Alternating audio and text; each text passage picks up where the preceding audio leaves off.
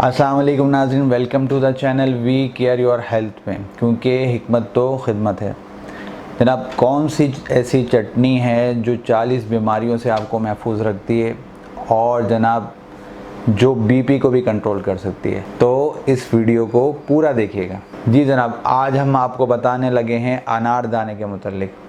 इसको फ़ारसी ज़बान में तुख्म अनार भी कहा जाता है और अनारदाना भी कहा जाता है, और जनाब अरबी ज़बान में इसको हुब्बुल अरमान कहा जाता है और अंग्रेज़ी में इसको पोमीग्रेनेट सीड्स कहा जाता है। ये मशहूर आमा खट्टे कच्चे अनारों को खुश्क कर लिया जाता है, जिनका रंग सफ़ेद होता है। जायका जो इनका होता है वो तुर्श होता है। मिजाज के हवाले से जनाब ये सर्द और खुश्क होते हैं। अब करते क्या हैं ये मैदे की इस्लाह करते हैं। इसके लातादाद फ़ायदे हैं जो मैं आपके सामने रखने लगा हूँ। लेकिन उससे पहले मैं आपको कहूँगा कि मेरी वीडियो को लाइक भी करें, मेरी वीडियो को शेयर भी करें और हमारे चैनल को सब्सक्राइब भी करें। जी जनाब, इसका जो सबसे ज़्यादा अहम फ़ायदा है वो मैदे के लिए। ये मैदे की इस्लाह बहुत ज़्यादा करता है। मैदे के अंदर जो भी ख़राबी हो उसको दूर करने में बहुत ज़्यादा मदद देता है। बच्चों के पेट में कीड़े हो जाएं या बड़ों के पेट में कीड़े हो जाएं, उनके लिए भी ये बहुत ज़्यादा फ़ायदेमंद है। इसके अलावा मैदे के दर्द, तेज़ाबियत, मैदे की जलन वगैरह के लिए बहुत ज़्यादा फ़ायदेमंद है अनारदाना। जिन लोगों को क्या उल्टी आती है, वॉमिट फील होती है, नोज़िया टाइप रहता है कि हम बार बार, उनके लिए बहुत ज़्यादा फ़ायदेमंद है। वो अनारदाने का इस्तेमाल करें, बहुत ज़्यादा फ़ायदा होगा उनको। और अगर ये अनारदाने के साथ पुदीने को भी ऐड कर लेंगे, उसकी चाय बना के पी लेंगे, तो उल्टी में बहुत ज़्यादा फ़ाका हो जाएगा। इसके अलावा जनाब, जैसा कि मैंने आपको बताया कि मैदे की इस्लाह करता है, तो ये प्यास की शिद्दत को भी कम करता है। तो जिन लोगों को ज़्यादा प्यास लगती है वो भी अनारदाने का इस्तेमाल करें, तो इससे उनको प्यास की शिद्दत में कमी महसूस होना शुरू हो जाएगी। और जिन लोगों के जिस्म में खुश्की डेवलप हो जाती है या हाथ पाँव जलते हैं उनके लिए भी, चूँकि ये जिगर की गर्मी को भी दूर करता है अनारदाना। अनार वैसे भी बहुत फ़ायदेमंद है, तो इसलिए ये इस्तेमाल करेंगे अनारदाना, तो ये जिगर की गर्मी की भी जो है दूर कर देगा और इस्लाह भी कर देगा और हाथ पाँव की जलन से भी आपको महफूज रख लेगा। और जिन लोगों का यूरिक एसिड जो है कंट्रोल नहीं होता है, वो भी अनारदाने का इस्तेमाल करें, तो उनके लिए भी बहुत ज़्यादा फ़ायदेमंद है। वो जब अनारदाने का इस्तेमाल करेंगे तो यूरिक एसिड कंट्रोल में हो जाएगा। इसके अलावा जनाब जैसे पेचिस के लिए बहुत ज़्यादा फ़ायदेमंद है। जिन लोगों को मरोड़, मोशन वगैरह, पेचिस वगैरह लगे रहते हैं, उनके लिए बहुत फ़ायदेमंद है। और जनाब ये भी बताता चलूँ कि ये मसूड़ों के लिए भी बहुत ज़्यादा फ़ायदेमंद है। मसूड़ों को ये मजबूत करता है। और मैदे की, चूँकि मैंने आपको बताया कि इस्लाह करता है, तो जिन लोगों के मुंह में से बदबू आती है या उनको जो है बलगमी रतूबात ज़्यादा बनती हैं, तो वो अनारदाने का इस्तेमाल करेंगे तो वो बलगमी रतूबात उनकी कम होती चली जाएंगी। और ये भी बताता चलूँ जनाब कि जो है, चूँकि जब ये मैदे की इस्लाह करता है और मसूड़ों को भी मजबूत करता है, तो ये दांत साफ़ करने में भी बहुत ज़्यादा मदद देता है। जब आप इसका इस्तेमाल मुसलसल तौर पे करेंगे तो ये दांतों पे पिलाहट नहीं आने देता।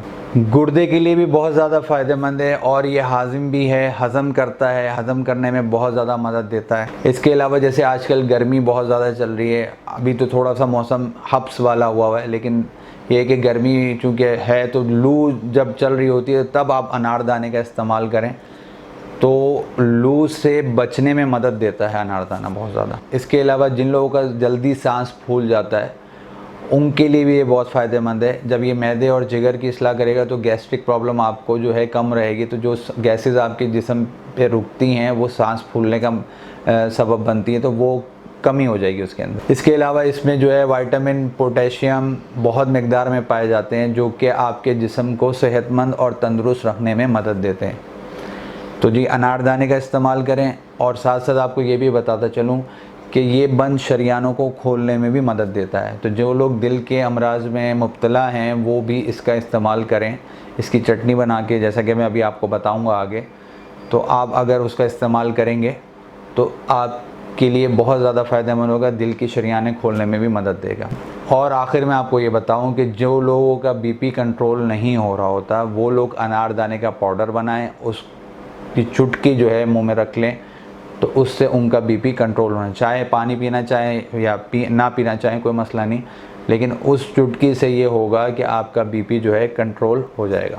जी जनाब, अब चलते हैं उस चटनी की तरफ, जैसा कि शुरू में मैंने तस्करा आपसे किया था, लेकिन जाने से मैं पहले आपको कहूँगा कि मेरी वीडियो को लाइक भी करें, मेरी वीडियो को शेयर भी करें और हमारे चैनल को सब्सक्राइब भी करें। तो जनाब, अनारदाने की चटनी कैसे बनानी है, तरीका नोट फरमा लें।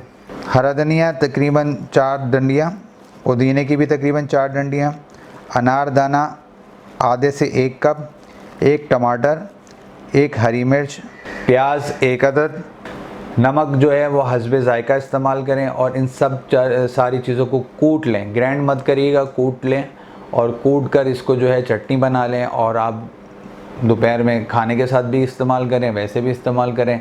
ये बीपी को भी कंट्रोल करेगी और बहुत सारी चीज़ों की इस्लाह करेगी आपके जिस्म में। जैसा कि मैंने शुरू में बताया कि 40 बीमारियों से निजात देती है, तो ये बहुत ज़्यादा फ़ायदेमंद है जिस्म के हवाले से। तो आप ये सारी, चूँकि इसमें और बहुत सारी चीज़ें मैंने ऐड कर दी हैं, तो मैदे की इस्लाह के साथ जिगर की भी इस्लाह होगी, खून भी बनेगा, साथ साथ आपको जब भूख का एहसास होगा, आप खाना ज़्यादा खाएंगे तो आपके जिस्म में ताकत भी आएगी। अब जनाब, इसकी चाय का भी एक तस्करा कर दूं जो दिल की शरियानों को खोलता है, जैसा कि मैंने आपको बताया था। तो आप चाय का तरीका भी नोट फरमा लें कि कैसे चाय इसकी बनानी है।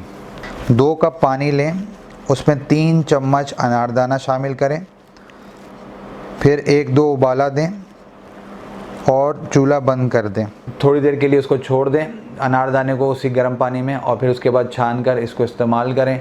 सुबह निहार मुँह इस्तेमाल करें, ज़्यादा फ़ायदा करेगा। और हर दिन ये ताज़ा बनाएं, ये नहीं कि उसी अनारदाने को जो है दोबारा इस्तेमाल करें।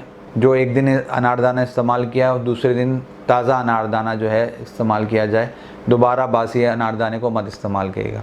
क्योंकि अनार के मैं इतने ज़्यादा फ़ायदे बता रहा हूँ आपके सामने, तो अनार के छिलके के ऊपर भी, इसका छिलका भी बहुत फ़ायदेमंद है, तो इसके छिलके के ऊपर भी मेरी एक ये वीडियो मौजूद है, इसे देखना मत भूलिएगा। और दिल की शरियानों का चूँकि तस्करा कर रहा हूँ, तो फ़रीका के ऊपर एक मेरी वीडियो मौजूद है जिसमें नबी करीम सल्लल्लाहु अलैहि वसल्लम ने एक नुस्खा बताया था, जो जिसमें अज़्ज़ा फ़रीका के अंदर बताए हैं कि ये अज़्ज़ा जो है इस्तेमाल करने से दिल की शरियानें खुल जाती। तो इस वीडियो को भी मत देखना भूलिए। जिन लोगों के दिल की शरियानों का मसला है, ये फ़रीका वाली वीडियो ज़रूर देखिएगा, क्योंकि सरकार सल्लल्लाहु अलैहि वसल्लम ने फरमाया है, तो इसमें ज़रूर शिफा होगी। मुझे आप इजाज़त दें, मैं आपका हरबिल हकीम महर मोहम्मद मुगीस, शुक्रिया।